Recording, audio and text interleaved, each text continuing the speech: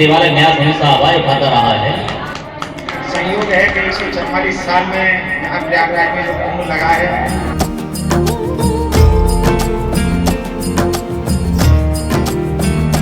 राधे राधे, जय श्री कृष्ण। मैं हूं सुशील गोस्वामी, आप देख रहे हैं तिलक पत्रिका। प्रयागराज की पावन धरा पर देश विदेश के करोड़ों श्रद्धालु आ रहे हैं, सनातनी आ रहे हैं, यहाँ संगम में डुबकी लगाकर अपना पुण्य अर्जित कर रहे हैं। साथ ही साथ अपने धर्म को लेकर, अपने सनातन को संस्कारों को लेकर यहाँ संत महात्मा कथा व्यासों के प्रवचन भी ले रहे हैं। लेकिन यहाँ अपने ब्रज के भी तमाम मंदिरों के सेवायत, वहाँ के व्यवस्थापक, वहाँ के रिसीवर, वो सब भी इस पावन धरा पर पहुंचे और एक ऐसा यहाँ निर्णय एक बैठक के माध्यम से उत्तर प्रदेश के जो ब्रज मंडल में ब्रज तीर्थ देवालय न्यास नामक संस्था है, उन्होंने इस पावन धरा पर आकर एक ऐसे निर्णय लिए हैं जो ब्रज में सनातन धर्म को और विस्तार करने के लिए, वहाँ के मंदिरों, वहाँ की जो संस्कृति है उसको बचाने के लिए यहाँ बड़े महत्वपूर्ण बैठक हुई और प्रस्ताव लिए। क्या कुछ रहा, आइए जानते हैं इन्हीं तीर्थ पुरोहितों से, इन्हीं मंदिरों के सेवायतों से जो कि ब्रज के अलग अलग मंदिरों से यहाँ आए हुए हैं। आइए उनसे चर्चा करते हैं।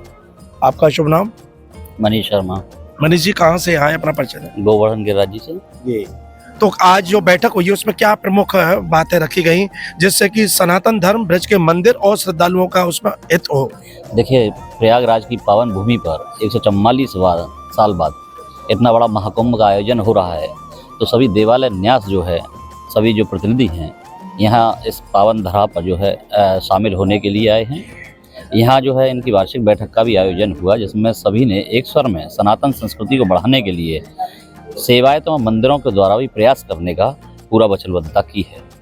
महत्वपूर्ण बात यह है कि किस प्रकार से सनातन संस्कृति को बढ़ाने में हम लोग सहयोग कर सकते हैं, उन सभी को बढ़ाने के साथ साथ किस प्रकार से ब्रज की पावन धरा में भी उसका अपना महत्वपूर्ण योगदान निभा सकते हैं, इन सब विषयों पर चर्चा हुई है और एक सकारात्मक पहल और सकारात्मक निर्णय इसमें लिए गए हैं, जिसके विषय में संस्था के जिम्मेदार पदाधिकारी गण आपको अवगत करा पाएंगे।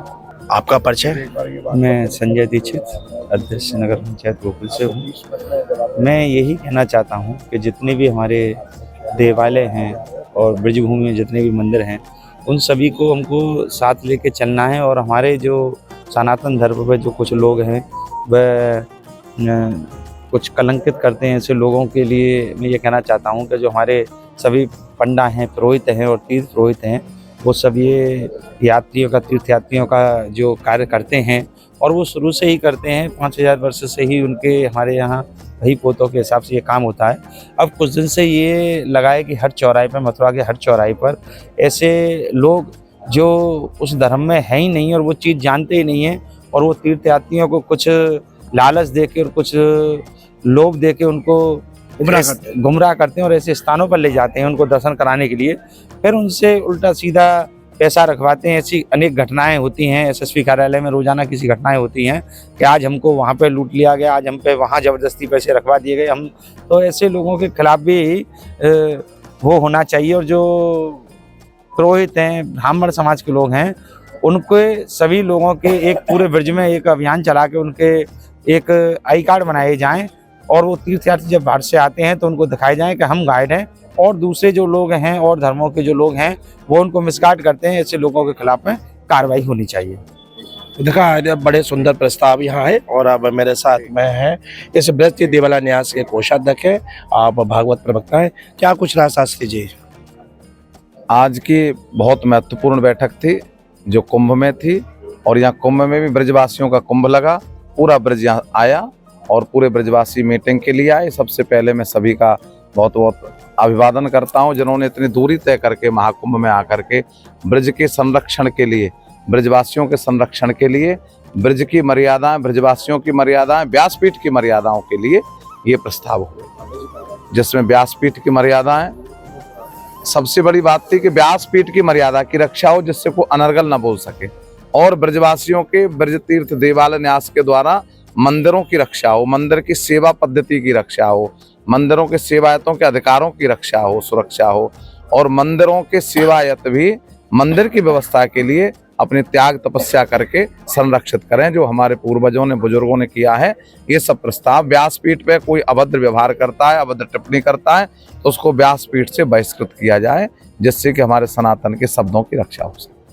तो देखा डॉक्टर हरिमोहन शास्त्री जी जो कि नंदगांव मंदिर के सेवायत हैं और इस संस्था के कोषाध्यक्ष बड़े अच्छे प्रस्ताव बताया कि ब्रज के मंदिरों की रक्षा हो, सेवायतों के अधिकारों की रक्षा हो, व्यासपीठ की मर्यादा बने, उसका भी एक ऐसा है कि आजकल आप देख रहे हैं तमाम लोग व्यासपीठ से न जाने क्या बोल देते हैं और उसके बाद कहीं ना कहीं सनातन धर्म की हानि होती है।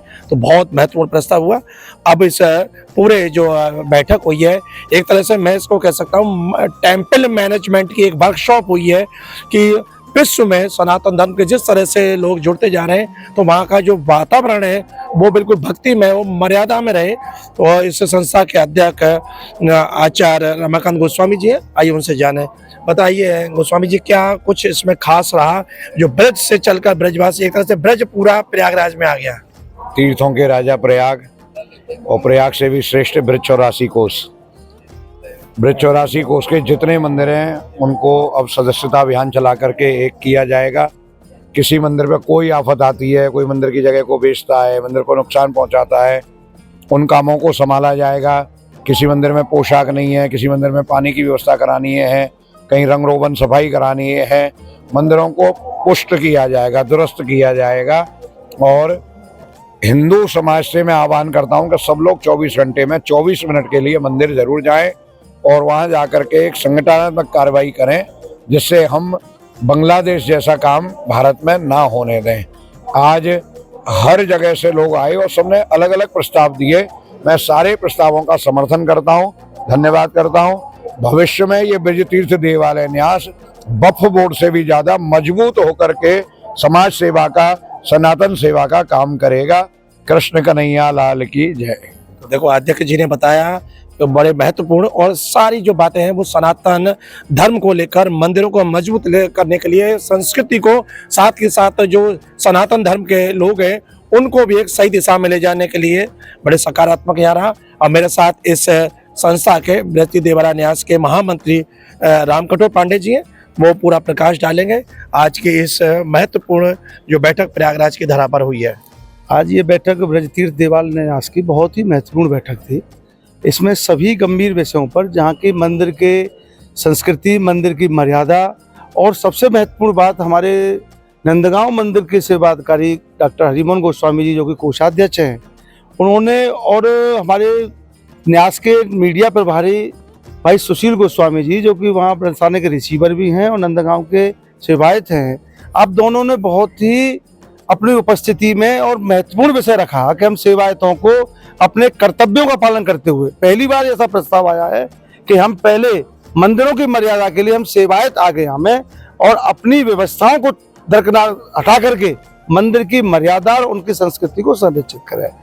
द्वितीय प्रस्ताव बहुत महत्वपूर्ण यह था कि व्यासपीठ पर हर एक व्यवस्था की एक डिग्री होती है, इंजीनियर बनने के लिए एक इंजीनियर की, डॉक्टर की, यदि कोई गलत काम करता है, यदि कोई IAS ऑफिसर भी, तो उसको हटा दिया जाता है। लेकिन व्यासपीठ पर मनमुखी होकर के कोई भी व्यक्ति बोलता रहता है। तो ये भी एक हमारी सनातन धर्म की परंपरा में है कि यहाँ शास्त्री हो, आचार्य किया हो, विधिवत गुरु परंपरा से आया हो, यदि नहीं है ऐसा व्यक्ति तो उसको हटा दिया जाता है। और कोई मनमुखी बोलता है, हमारे ठाकुर जी के गलत प्रति बोलता है, मर्यादाओं के विरुद्ध जाके बोलते हैं, तो उनके विरुद्ध उनको सस्पेंडेड किया जाए, उनको व्यासपीठ से हटाया जाए और कठोरतम उनको कानूनी कार्रवाई के खिलाफ आचार संहिता बनी व्यासपीठ की भी निश्चित रूप से ये बात आचार संहिता बनी हुई है, हाँ, उसका पालन कराए जाने के लिए न्यास की तरफ से बहुत महत्वपूर्ण प्रस्ताव पास किया गया।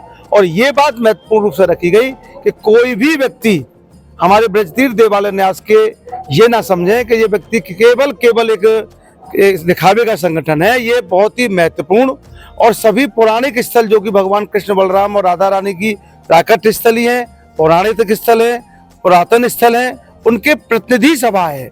सभी सेवायत गोस्वामी जन एवं उनके प्रबंध व्यवस्था के पदाधिकारी इसके सभी अपने आप में पदेन सदस्य हैं। और आज एक निर्णय हुआ है क्योंकि ब्रज तीर्थ देवालय न्यास का संगठन का पूर्ण विस्तार अंतर्राष्ट्रीय स्तर पर किया जाए और उसमें हमारे कोषाध्यक्ष जी द्वारा हमारे आदरणीय अध्यक्ष महोदय को ही अंतर्राष्ट्रीय अध्यक्ष पद पर सहमत देते हुए उनको प्रस्ताव किया, जिसका अनुमोदन हमारे संरक्षक परम पूज्य आचार्य श्री मृदुलकांत शास्त्री द्वारा किया गया बहुत ही उत्तम प्रस्ताव आज पास हुए हैं। तो सुना आपने, इस तरह से यह बैठक हुई है और ब्रज देवालय न्यास ने प्रयागराज के धरा पर महत्वपूर्ण जो प्रस्ताव किए और उन प्रस्तावों में यही रहा कि ब्रज के मंदिरों का संरक्षण हो, उनकी जो परंपराएं उनको बनाए रखे जाएं और जो मंदिरों की सेवाएं थे वो भी अपने आप में सुधार करें और आने वाले श्रद्धालुओं को सब तरह की सुविधाएं मिलें और जो वातावरण है वो पूर्व की तरह से ही बना रहे। साथ के साथ इस संस्था का विस्तार करते हुए अब इस संस्था को अंतर्राष्ट्रीय स्तर पर बनाने के लिए, जिसमें विश्व भर के मंदिरों के सेवायत भी जुड़े और समूचा सनातन धर्म एकजुट हो। तो कुंभ में आज एक संगठनात्मक यानी कि एकता में अनेकता का भी मंत्र दिया गया। तिलक पत्रिका के लिए अपने साथी कैमरा पर्सन रिंकू वर्मा के साथ प्रयागराज से मैं सुशील गोस्वामी।